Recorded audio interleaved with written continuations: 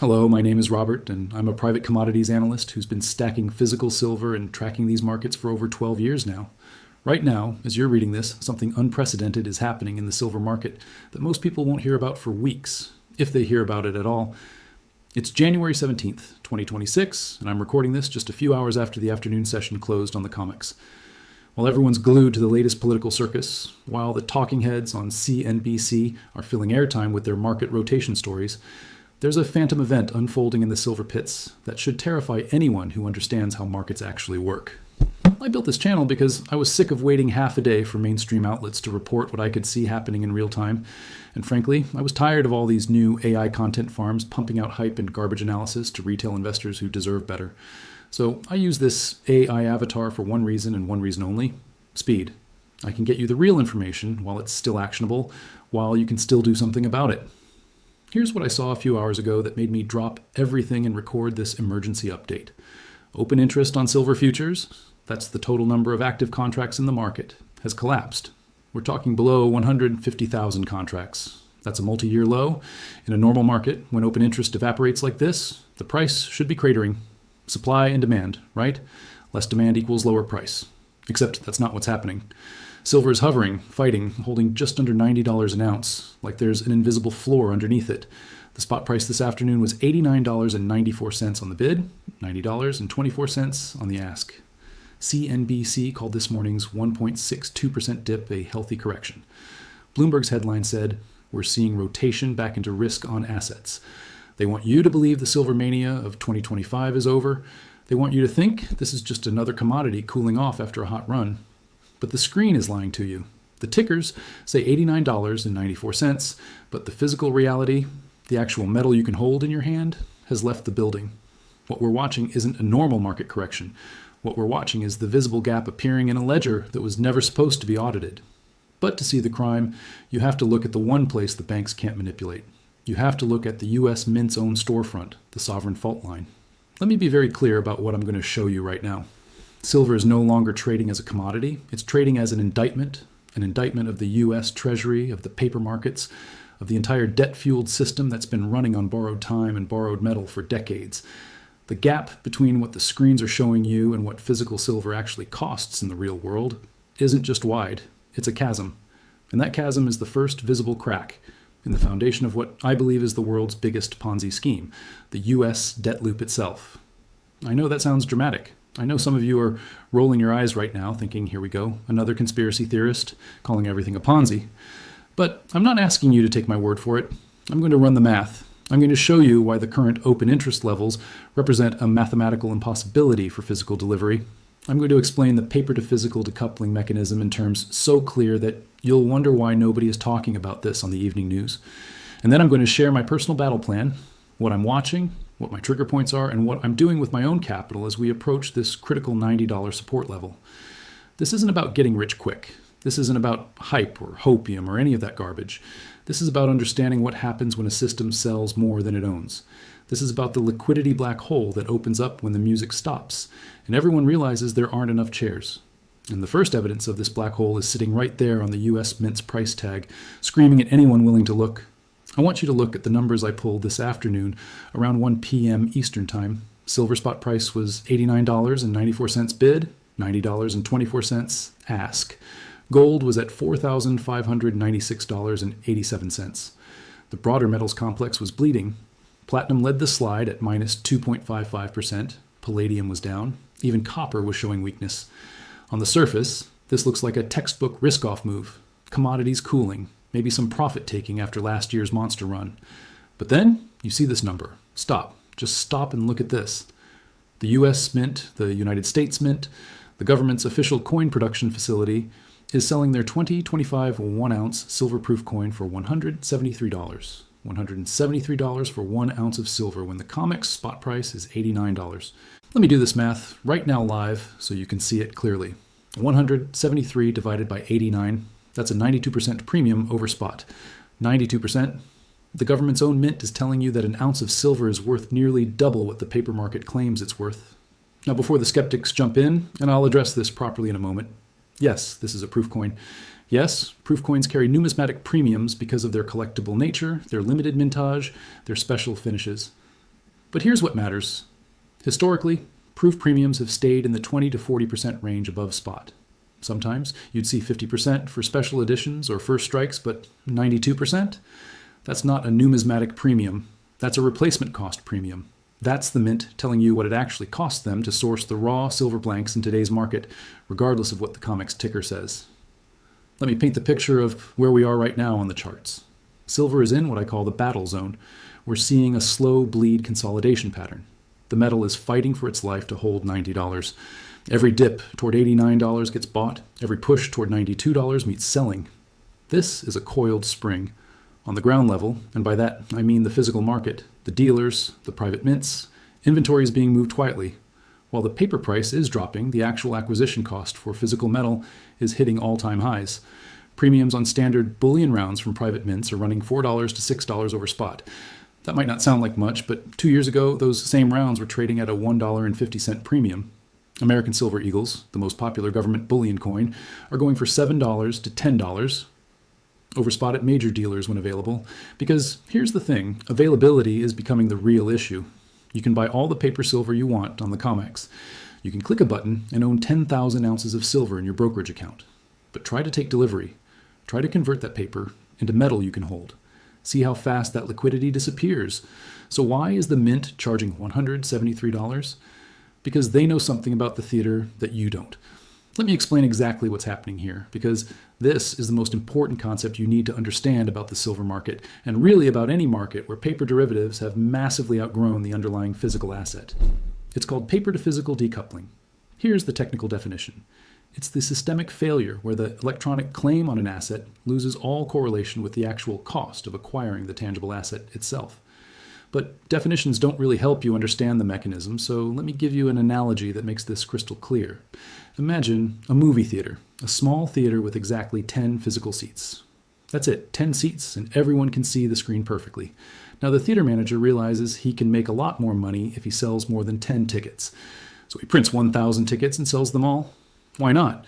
As long as only 5 or 6 people actually show up to any given showing, the system works perfectly. Everyone gets a seat. Everyone's happy.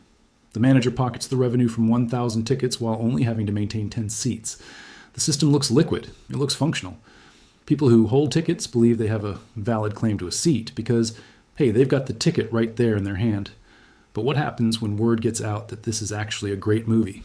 What happens when the 11th person shows up, or the 20th, or the 100th? Suddenly the manager has a problem. He sold 1,000 tickets but only has 10 seats. The people with tickets start demanding what they paid for. They want their seat. They don't care that the manager sold too many tickets. They have a valid claim. So what does the manager do? He has to bid any price to buy back those tickets before the crowd realizes there aren't enough seats. He has to create some excuse about why the showing is delayed, or why maybe they should come back tomorrow, or why they should accept a refund instead of actually watching the movie. And if enough people refuse the refund and demand their seat, the whole theater goes bankrupt overnight. This is the Ponzi. This is what's happening in silver right now. The COMEX, the LBMA, the entire paper silver market, they are that theater manager.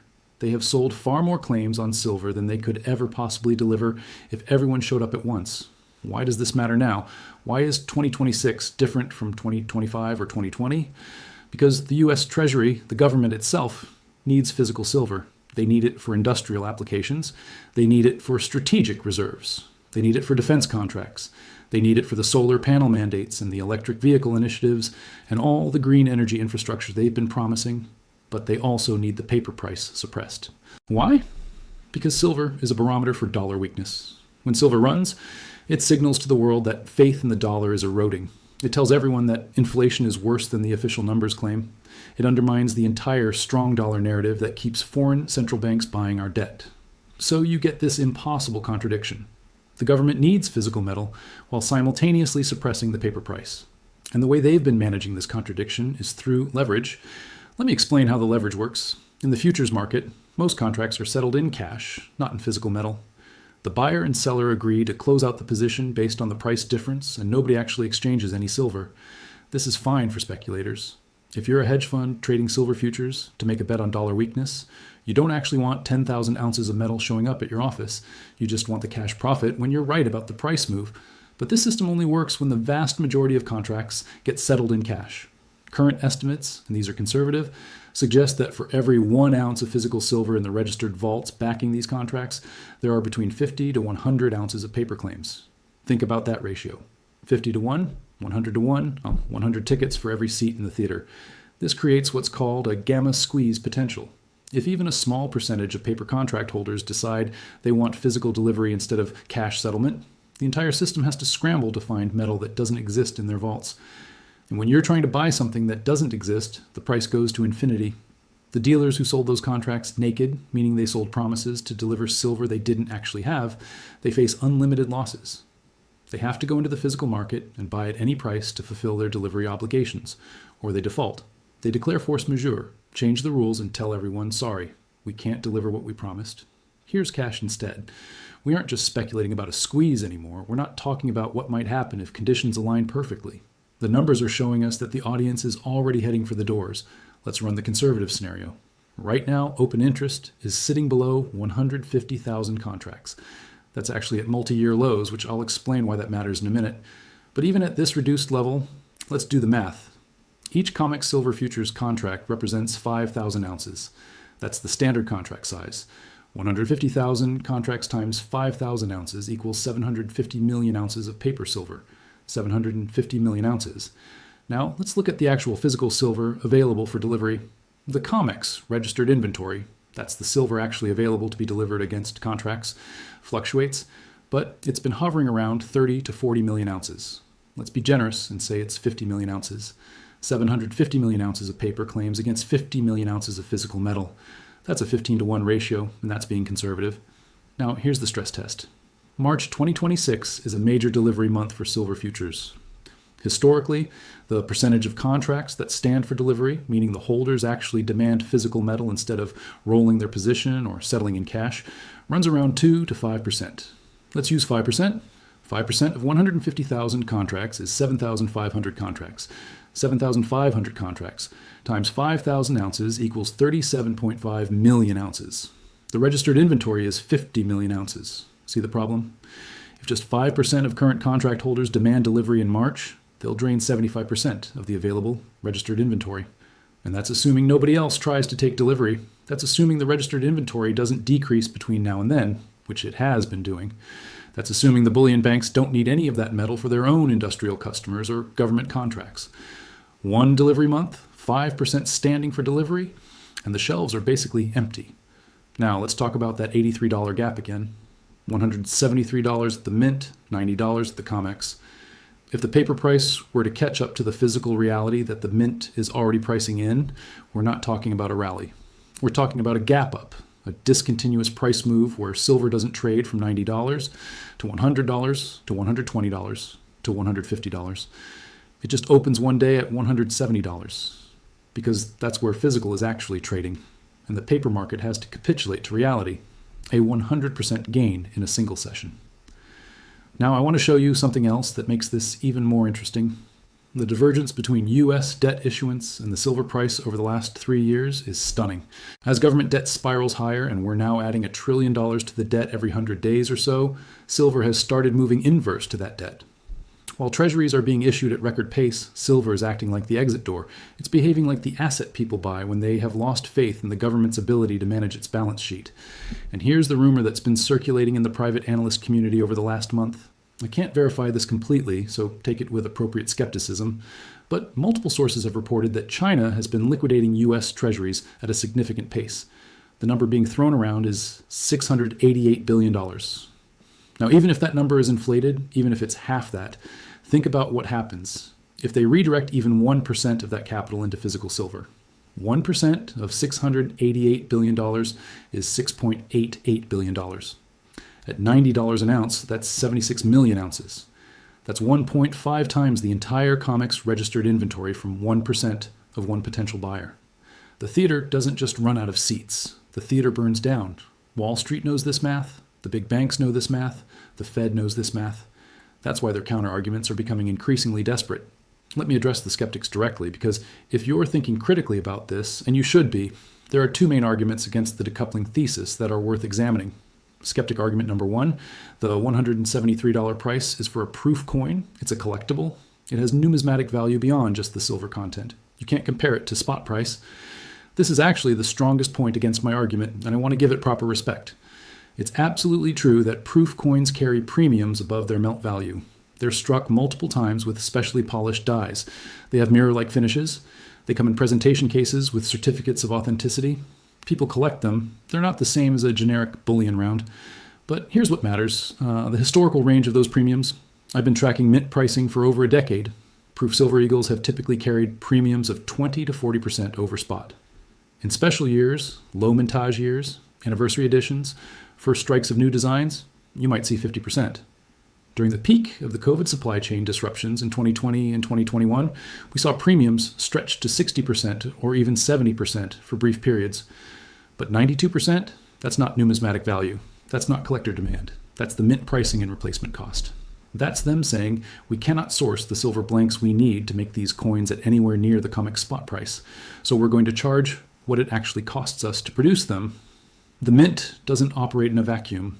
They have to buy their silver from somewhere. They have contracts with refineries and suppliers.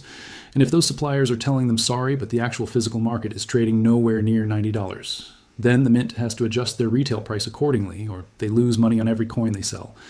A 92% premium is an outlier data point that's screaming at us to pay attention. Now, skeptic argument number 2.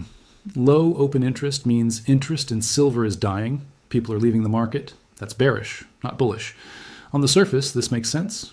Open interest represents the total number of outstanding futures contracts. When it drops, conventional wisdom says that means less participation, less demand, bearish sentiment. But you have to understand what open interest actually represents. It's not just buyers, it's buyers and sellers. Every contract has two sides, someone who's long, someone who's short. When open interest drops dramatically, it means contracts are being closed, positions are being unwound. But why? In a normal market decline, you'd expect open interest to drop as speculators give up on their bullish thesis and exit their long positions. The price would fall as they sell. But that's not what we're seeing. Open interest is cratering, but the price is holding. It's not collapsing. It's consolidating right around this $90 level with a floor underneath it that seems artificial. Here's my interpretation, and this is where understanding the mechanics of a Ponzi collapse becomes critical. In a true Ponzi collapse, the smart money exits first. The people who understand the system, who know where the bodies are buried, they get out before the crowd. But in the paper silver market, who are the smart players? Who are the ones most likely to know that the physical backing for these contracts is fraudulent?